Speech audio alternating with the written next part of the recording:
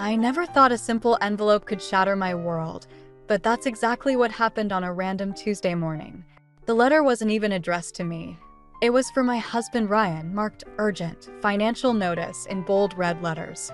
I probably wouldn't have opened it if I hadn't recognized the return address, Adams Family Holdings LLC. Same last name as my mother-in-law, but definitely not her company. My name is Claire, and until that morning, I thought I knew everything about my family's finances.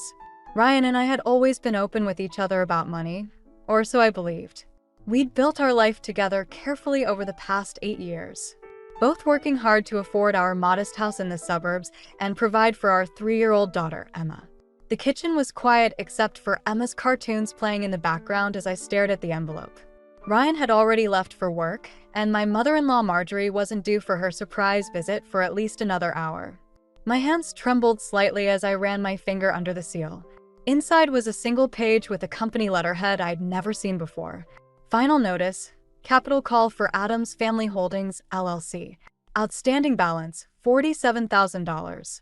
My coffee went cold on the counter as I read the letter 3 times, trying to make sense of it.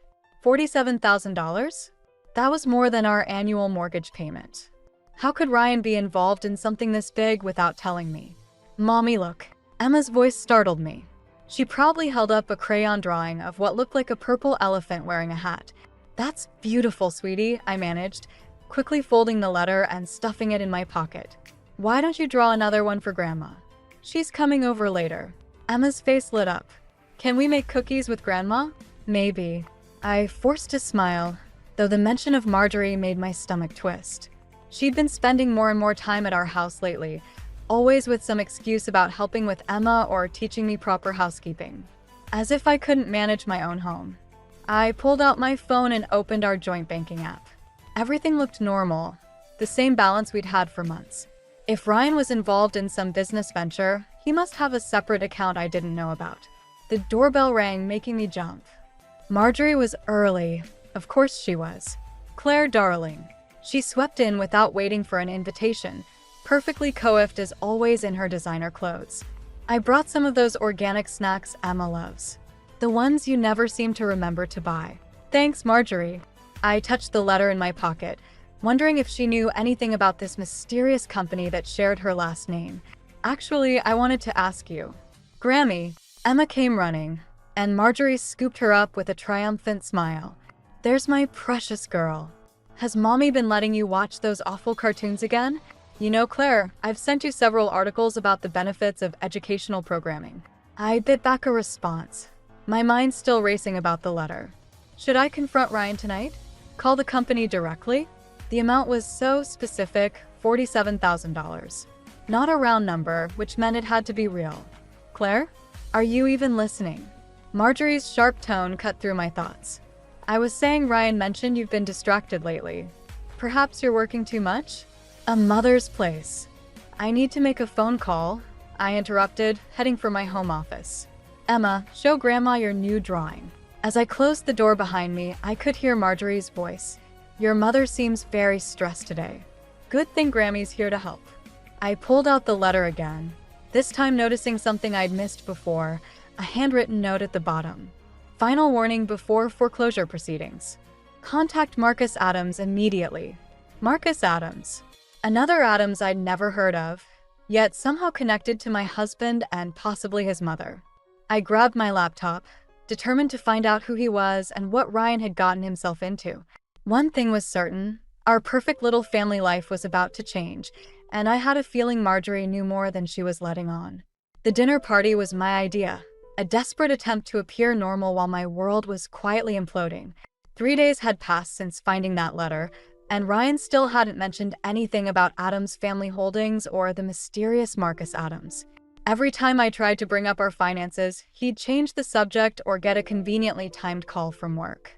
You've overcooked the salmon, Marjorie announced, prodding her fish with a fork. We were seated around our dining room table with Ryan's college friend Tom and his wife Beth, who shot me a sympathetic look. I think it's delicious, Beth offered, but Marjorie wasn't finished. Claire, darling, I've told you before, wild-caught salmon needs exactly 4 minutes per side. And these vegetables. She sighed dramatically.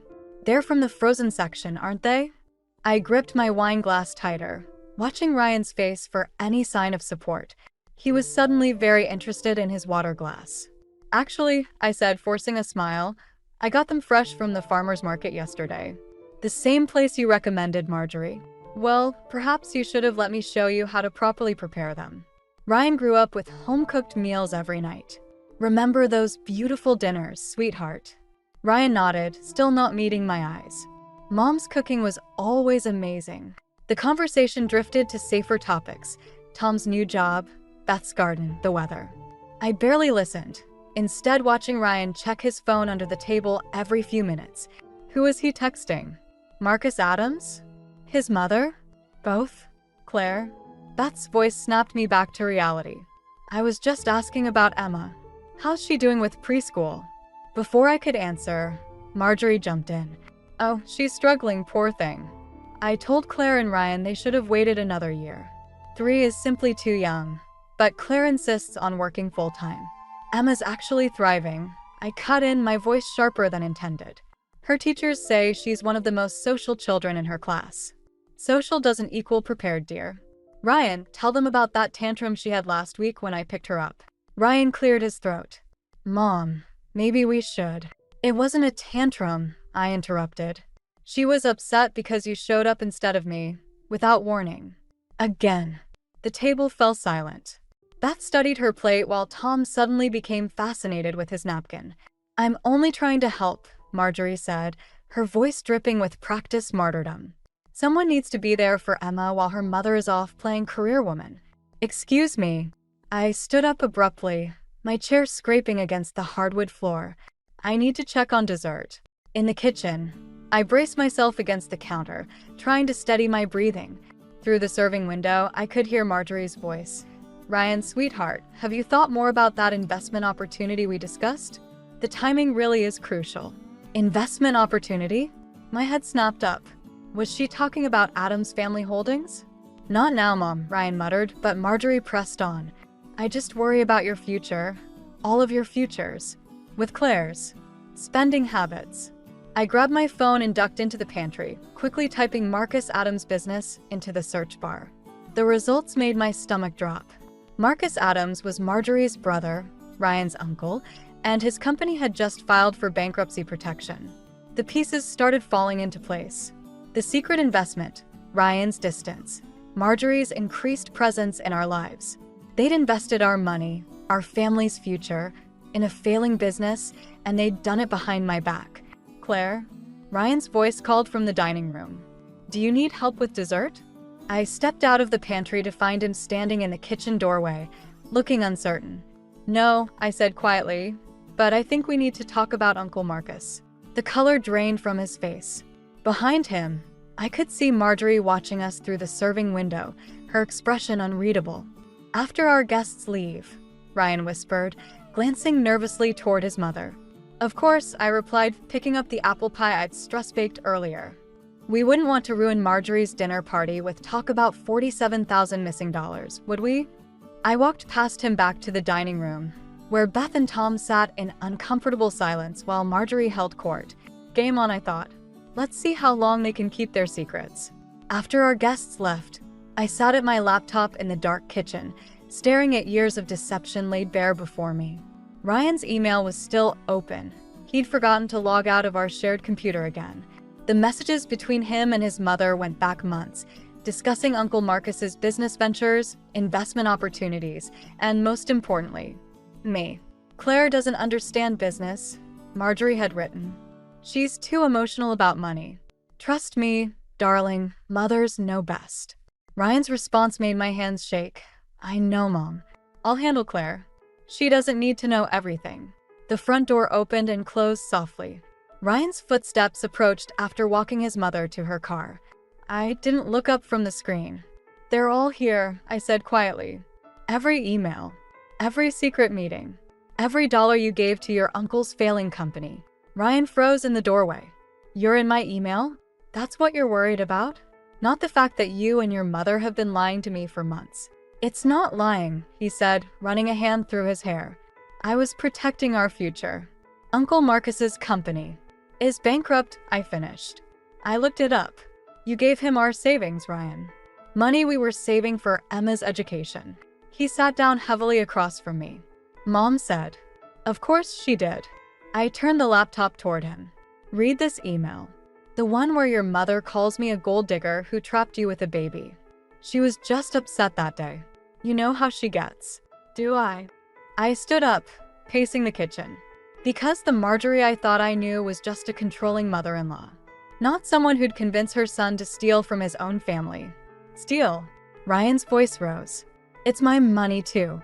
Is it? I pulled up another email. Because according to this, you've been funneling your entire bonus checks to Marcus for 2 years. Money we were supposed to split. Money for our family. The silence stretched between us, broken only by the hum of the refrigerator. Uncle Marcus just needed time, Ryan finally said. The business would have turned around if what? If you'd given him more? Our retirement fund, maybe? The house. You're being hysterical. The word hit me like a slap. Hysterical. Marjorie's favorite accusation whenever I disagreed with her. I called the bank today. I said, my voice steadier than I felt. Did you know I could see all the transfers because my name's on the accounts? $47,000, Ryan. That's just the beginning, isn't it? He wouldn't meet my eyes. There were some other investments. How much? Claire. How much? He mumbled something. What? $212,000, he said quietly. Total. The room spun. I gripped the counter to stay upright. Does your mother know? She helped arrange it. She says Uncle Marcus just needs one more quarter too. Stop. I held up my hand. Just stop. My phone buzzed, a text from Sarah. You okay? Call me if you need me. I'd forgotten she was on standby, waiting to hear how the confrontation went. We'd planned it all out this afternoon over coffee, after I'd discovered the emails. I'm staying at Sarah's tonight, I said, closing the laptop. I'm taking Emma. You can't just. Watch me. I headed for the stairs. And Ryan? Check your email tomorrow. You'll find some interesting forwards to our lawyer. Our lawyer. His voice cracked. Claire, please. We can work this out. Mom says. Your mother, I cut him off, is the reason I'm leaving. You chose her over us over and over. Now you can have what you wanted. Just you and Mommy, planning how to spend money you don't have. As I packed a bag for Emma and myself, I could hear Ryan on the phone downstairs, his voice urgent and pleading. I knew who he was calling. Marjorie would arrive within minutes, ready to manage this crisis like she managed everything else. But this time would be different. This time I had evidence. And tomorrow, everyone would know exactly what kind of people the Addams family really were. Sarah's guest room became my war room. Empty coffee cups littered the desk where I'd spent the last 3 days, combing through bank statements and emails, building my case. Emma was adapting better than I'd expected, treating it like an extended sleepover with her aunt, Sarah.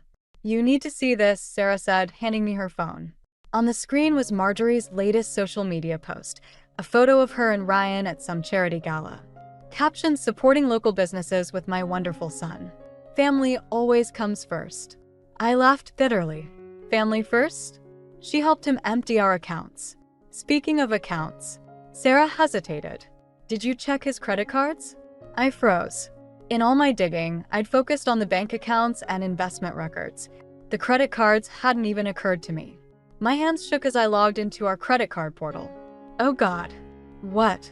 Sarah leaned over my shoulder. There's a new card. Opened 6 months ago. I scrolled through the statements. Regular charges at the Grand Plaza Hotel downtown.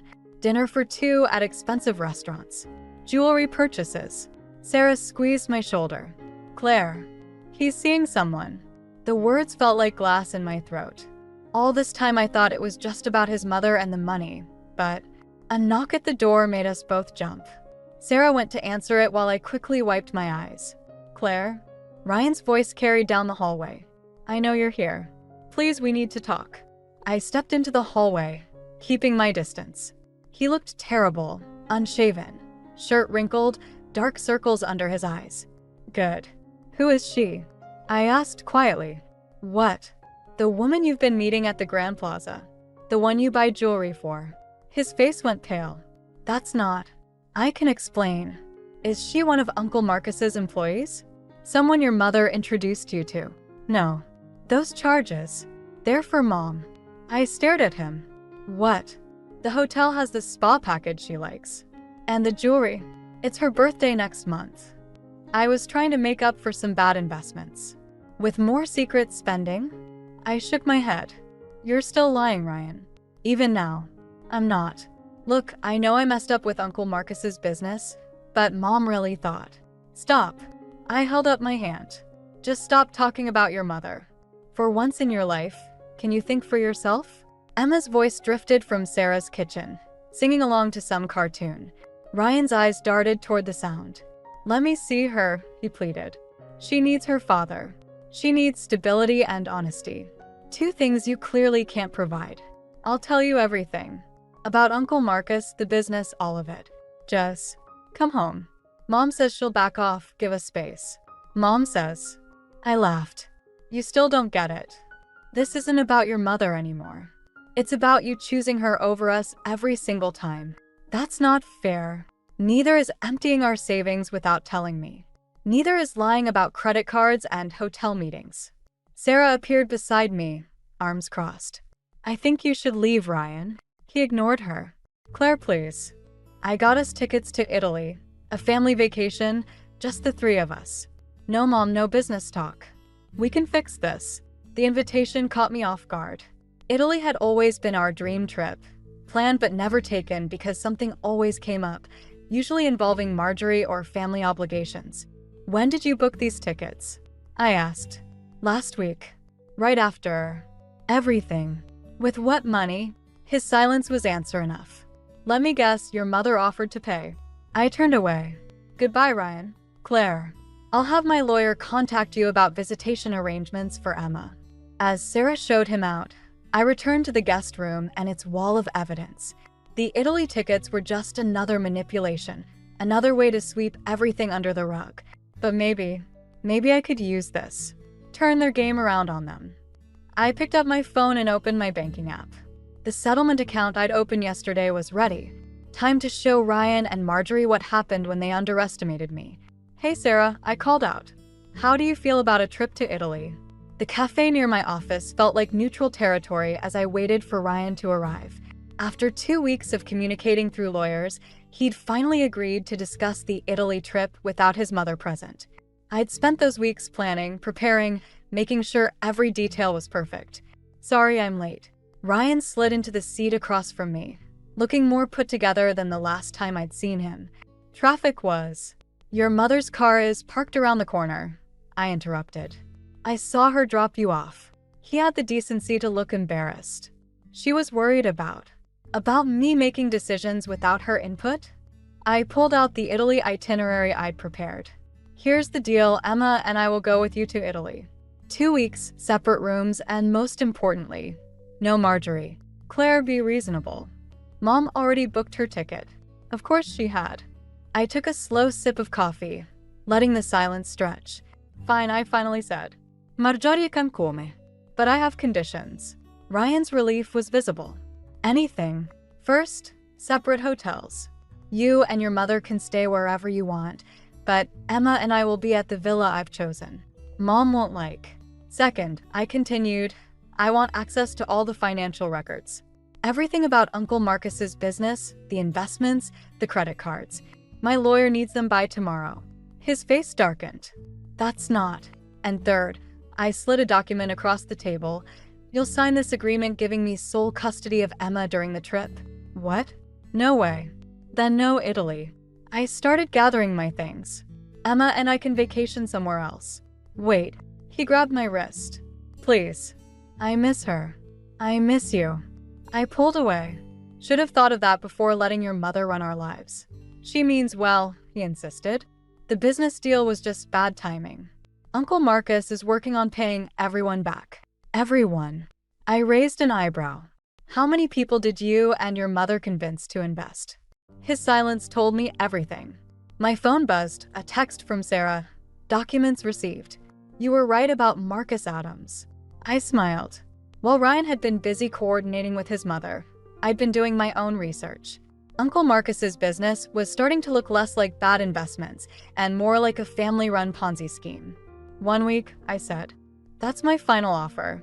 7 days in Italy, starting with 3 days in Rome. You and Marjorie stay at least 5 kilometers from our villa. But those are my terms. Take them or leave them. He stared at the custody agreement. And if I sign this, then we leave next Friday. Emma gets to see her father, and everyone gets what they want. What do you want, Claire? I thought about the evidence building in Sarah's spare room, the paper trail leading straight to Marjorie's carefully hidden accounts. I want justice. For what? A few bad investments. No. I stood up. 4 years of manipulation. For watching you choose your mother over your daughter. For every time Marjorie undermined me while you stood silent. She's coming on this trip, he said firmly. I'm counting on it. As I walked out, I saw Marjorie's car pull up. She'd been waiting, probably expecting Ryan to cave to my demands. But she didn't know about my meetings with other victims of Marcus's scheme, or the documents Sarah had uncovered about Marjorie's role in it all. Let them think they'd won. Let them believe I was desperate to save my marriage. In 1 week, we'd all be in Italy, and I'd finally show them what happened when you pushed too far. My phone buzzed again. Sarah, flight confirmations received. Operation Karma is go. I smiled, thinking of the villa I'd rented, coincidentally right next door to one of Marcus's biggest investors.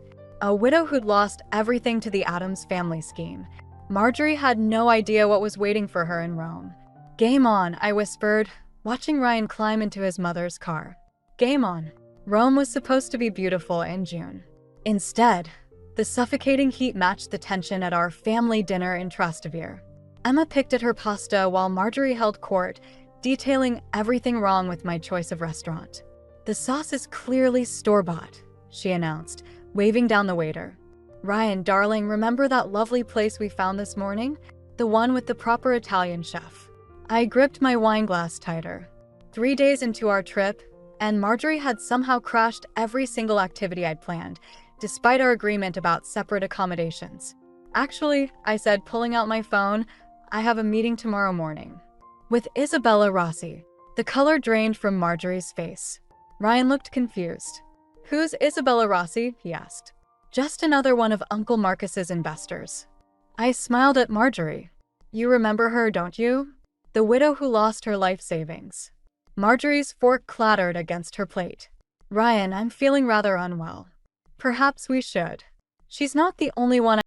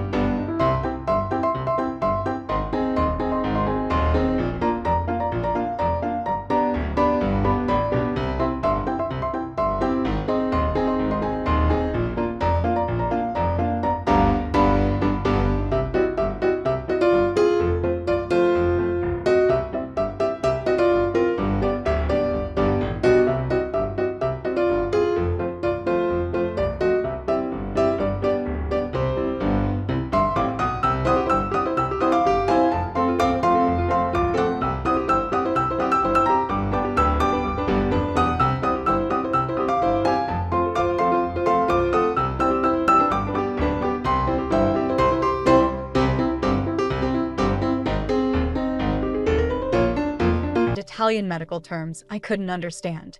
Ryan handled the paperwork while Marjorie mysteriously disappeared, claiming she needed to make some calls. Around midnight, my phone buzzed. Sarah, Isabella called. Marjorie's trying to leave the country. Flight booked for 6 a.m. I looked at Emma, finally sleeping peacefully in the hospital bed, and 4 in her tiny arm. Ryan dozed in a chair nearby. Everything I'd planned, all my careful revenge, None of it mattered now. Another text from Sarah. Police are ready. Just say the word. I stepped into the hallway, my finger hovering over the reply button. Through the window, I could see the lights of Rome, mocking all my schemes and plans. Claire? Ryan's voice behind me. The doctor wants to talk about Emma's tests. I turned, and the look on his face stopped my heart. They found something, he said quietly. Something that might explain why she's been so tired lately. They want to run more tests, but what? They're saying it might be serious. Really serious. His voice cracked. Mom's already calling specialists in the States. Of course she was. Even now, Marjorie was taking control. I looked at my phone again, at Sarah's waiting message. I could end this right now. One text and Marjorie would be arrested before she could board her flight. Everything I'd discovered about her role in Marcus's scheme would come to light. But Emma needed us, all of us, focused on her, not on revenge. I deleted Sarah's message and walked back into Emma's room, where machines beeped steadily, and my daughter looked so small against the white hospital sheets. Sometimes karma had to wait. The hospital's fluorescent lights cast harsh shadows as I stared at the test results in my hands. Anemia. Not cancer or anything life-threatening, just severe anemia that had gone unnoticed for months. Emma would be fine with proper treatment, but I couldn't shake the guilt. How had I missed the signs while plotting my revenge? I've arranged everything.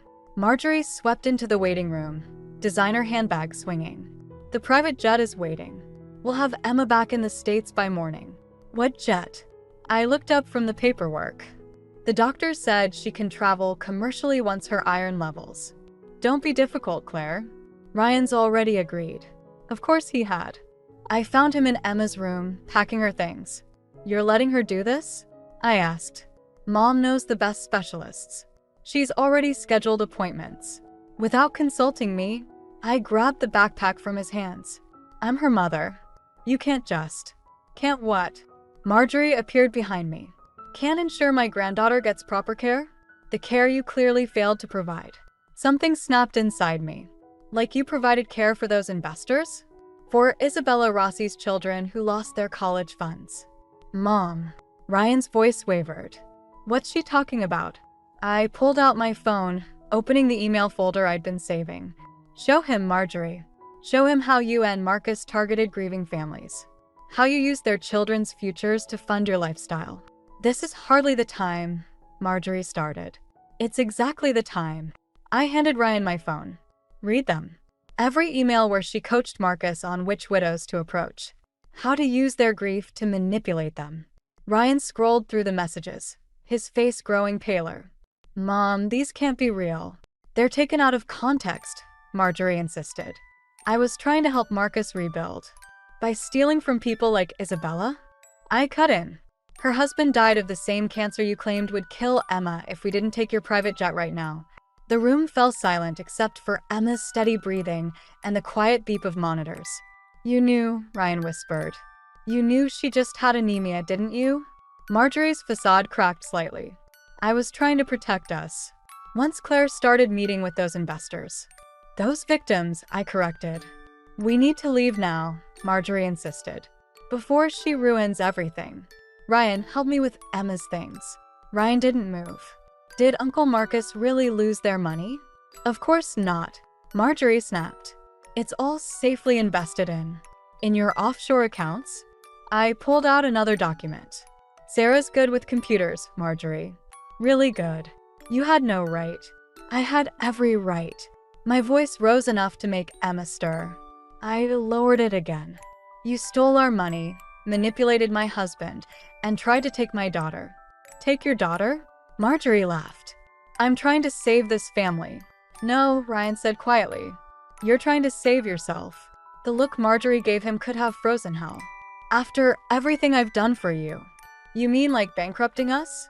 Ryan scrolled through more emails. Using me to convince people to invest their life savings in a scam? Ryan, please. Get out. He didn't shout it. He didn't have to. The police are waiting downstairs, I said. Isabella and the others pressed charges this morning. You can either walk down there yourself, or I can call them up here. Marjorie straightened her designer jacket, dignity wrapped around her like armor. You'll regret this. Both of you. No, I said, moving to Emma's bedside. We already regret not doing it sooner. We watched her walk out, head high, straight into the arms of waiting Italian police officers. Ryan sank into the chair by Emma's bed, still clutching my phone. I'm sorry, he whispered. I should have seen it. Should have stopped her. You did, I said. Just now. You finally did. Emma stirred, blinking sleepily. Where's Grammy going? I stroked her hair, feeling the weight of years lift from my shoulders. Grammy's going away for a while, sweetie. But we're going to be okay. For the first time in months, I actually believed it. 6 months after Rome, I stood in our empty house, watching the movers load the last of Ryan's belongings into their truck. Emma played in the backyard, her energy fully restored, while Sarah helped me sort through old photos. Look at this one, Sarah said, holding up a picture from my wedding. Marjorie's face when you smashed cake into Ryan's face. She looked ready to commit murder. She did worse than that, I replied, thinking of the trial next month. Isabella and the other victims had recovered most of their money, but the emotional damage was done. Marjorie's plea deal meant she'd serve minimal time, though her reputation was destroyed. The doorbell rang. Ryan stood there, looking uncertain in jeans and a t-shirt. No more expensive suits bought with stolen money. Just came to say goodbye to Emma, he said. And to give you this. He handed me an envelope. Inside was a check, a big one. It's everything I could recover from Mom's accounts, he explained. I know it doesn't make up for. No, I agreed. It doesn't. Emma's squeal of daddy broke the tension. She launched herself into his arms, and for a moment, I saw the man I'd married, before his mother's influence, before the lies. Uncle Marcus called, Ryan said quietly while Emma showed him her new drawings. He's making full restitution to everyone Mom involved in the scheme, selling his houses, his boats, everything. Better late than never.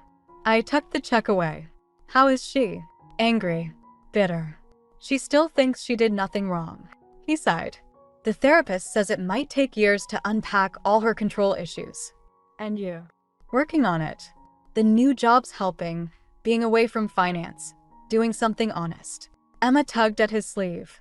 Daddy, can we get ice cream? Ryan looked at me questioningly. We'd stuck to supervised visits since Italy, but something had shifted. Maybe it was the therapy he'd started, or the way he'd testified against his mother despite her emotional manipulation. Or maybe it was just time. Go ahead, I said. Just have her back before dinner.